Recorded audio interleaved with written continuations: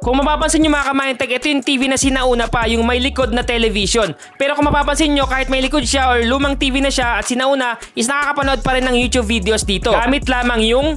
So ngayon, ituturo ko sa inyo kung paano gawing Smart TV ang inyong lumang TV or yung mga TV na may likod or mga flat screen TV na ordinary lang. Gagawin natin yung Smart TV dito gamit lamang yung item na ituturo ko sa inyo. So panoorin nyo to. So yung mga kamahitek, ito yung kailangan natin para maging Smart TV or Android TV ang ating lumang TV or mga ordinary TV. So yan yung Android TV box, 4K resolution, nakalagay dyan. Pero actually, sinubukan ko siya, gumagana lang siya at 1080p, pero okay na din. So kung makita nyo, tinanggal ko sa box. Ito yung itsura ng MXQ Pro na Android TV box. So kulay black siya at okay naman, maganda naman yung kanyang pagkakagawa. So tanggalin natin itong plastic sa ibabaw. So once na tinanggal nyo to, automatic makita nyo napakakinis niyan at nakasulat dyan MXQ Pro 5G, MXQ Pro 4K 5G at andyan yung mga port niya sa likod. Andyan yung makikita yung mga HDMI port, yung sa charging cable port, andyan din yung mga USB port at yung makita nyo dyan yung bilog yung AV, dyan yung ipa-plug yung RCA cable. Take note pala, yung RCA cable is gagamitin natin or kailangan talaga natin once na gusto natin gawing Smart TV yung mga may likod na TV. Katulad ng TV ko dito na i-demo, yung may mga likod, malalaki yung likod na TV, kailangan natin ng RCA cable or CRT cable. Ma-order nyo yan or mabibili nyo yan dito sa may comment section sa baba. So andyan sa baba, tingnan nyo na lang, dyan kayo mag-order para sigurado nagagana sa inyo.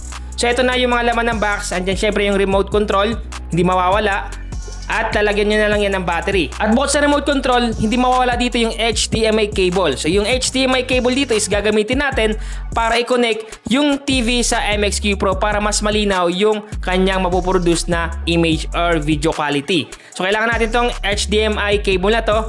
Halimbawa naman yung TV nyo, yung sinabi ko kanina, halimbawa yung TV nyo is katulad sa akin na may likod, yung may mga likod na TV na sinauna pa, ang gagawin nyo is bumili kayo ng CRT cable or RCA cable. Mabibili nyo yan dito mismo sa may baba ng video sa may comment section. Nilagay ko dyan, dyan na lang kayo bumili para sigurado nagagana sa inyong lumang TV na may likod. At hindi mawawala syempre yung kanyang charging cable or adapter at yung user manual para pag hindi kayo maintindihan is basahin nyo na lang dito. So yun guys, yan yung TV namin. Lumang-luma na yan guys, yung dating TV pa yan. So ito yung sinasabing TV na may likod. So makikita nyo yan yung likod nya. Yan. Pag ganito guys, ibig sabihin matagal na. Mga old version to na TV. So kung makikita nyo, yung port nya guys is dalawa lang. Yung kulay puti at kulay dilaw. Itong kulay puti guys, yan yung sa audio.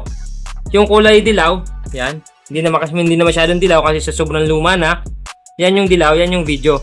Kumbaga audio video. Yan yung gagamitin natin guys. Sasalpakan natin ng Android TV box na MXQ Pro at gagawin nating Smart TV. So isipin mo guys, ordinary TV lang to, pero gagawin nating Smart TV. So simulan na natin guys.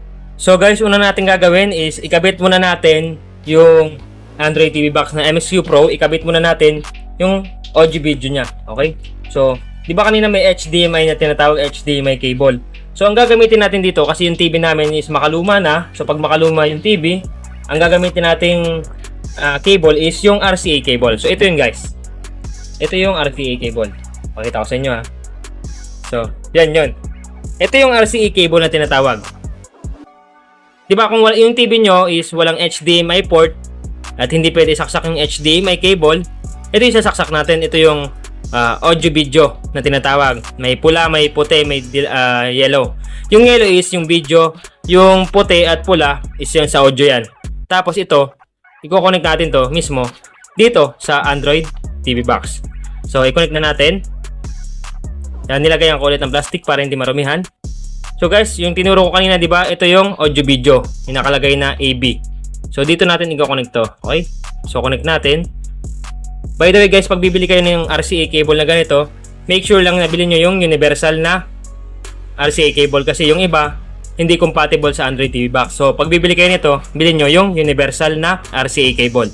Yung ganitong itsura. Okay, so ikabit natin. Then sunod, ikabit natin yung ano sa likod. So ngayon, punta tayo sa likod. Yan. So yan. Ito guys, makikita nyo yan yung puti. Yan yung audio. So bali dalawa lang yan guys. Audio video lang yan, itatlo to. Okay lang yan. Ang importante, makabit yung audio video. So ikabit muna natin yung puti kasi ito yung audio para may boses. Kabit natin. Then ito yung yellow, which is yung video, para makompleto yung audio video. So nasaksak na natin guys. Sunod natin ilalagay guys is yung power adapter. So makikita nyo, dito ilalagay yung power adapter na 5 volts. So ito yon, lagay natin. Yan. Then pag nalagay na natin, subukan na natin guys. Make sure lang na lagyan yung battery, yung remote AAA para magamit natin. So ngayon ipa-power on na natin. Saksak na natin. Saksak ko lang guys ha. So ayan guys, nasaksak na natin yung TV na lumang TV namin at yung Android TV box. So buksan na natin yung TV. Yan. Then yung Android TV box automatic magkukulay blue yan. Ibig sabihin naka-on na yan. So ngayon, lalabas yan yung ganyan. Pinutin lang natin yung TV AB. So sa audio video tayo. Yan, pinutin natin yan guys. Then pag napindot na natin yan, yan na yung lalabas. So kung makikita nyo, gumana siya. Then subukan natin na pagganahin yung Android TV box at kung ano ba yung laman nito. Meron na diyang YouTube, meron na diyang mga application, meron Play Store, pwede ka mag-download ng kahit anong games, pwede ka mag-download dyan ng kahit ano.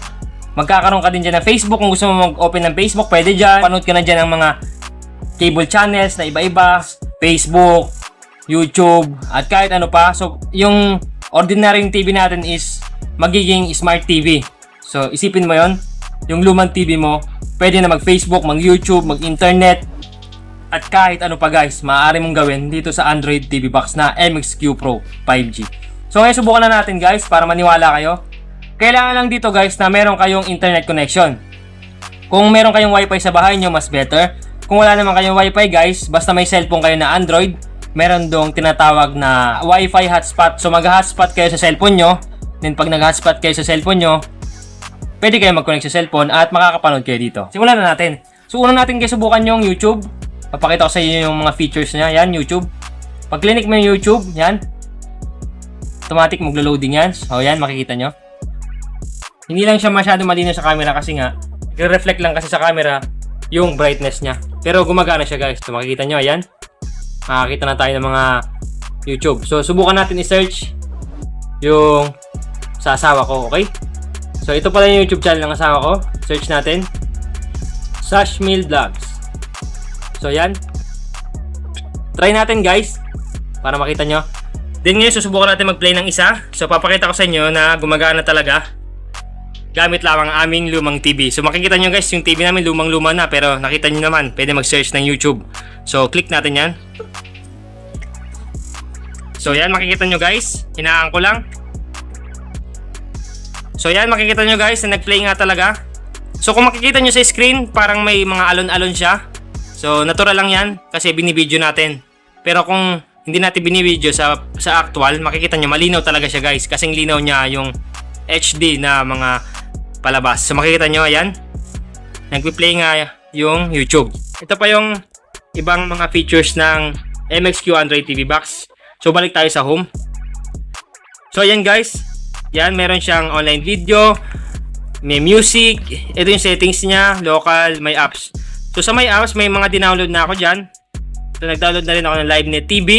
Siguro alam niyo naman guys yung kung ano yung LiveNet TV. Makakapanood tayo dyan ng mga iba't ibang cable channels. Meron din siyang guys na Netflix. Makikita nyo may Netflix siya. So gumagana rin yung Netflix. Mag-sign in lang kayo dyan. Then meron din Swift Stream sa cable yan. Alam nyo na yan. Then may Play Store. Pwede kayo mag-download ng iba't iba dyan. Games, music, videos, at kahit ano pang apps. So meron din siyang TV Express. At meron din siyang My Family. Yung ganyan. Kodi, Lightning, Media Center. So isipin nyo guys, yung ordinaryong TV magiging Android TV at Smart TV. So hindi lang siya Smart TV, Android TV na rin siya kasi nga pwede siya mag-internet, mag-Facebook, mag-YouTube, mag-Netflix, sa Play Store, may Chrome siya, may Swift Streams.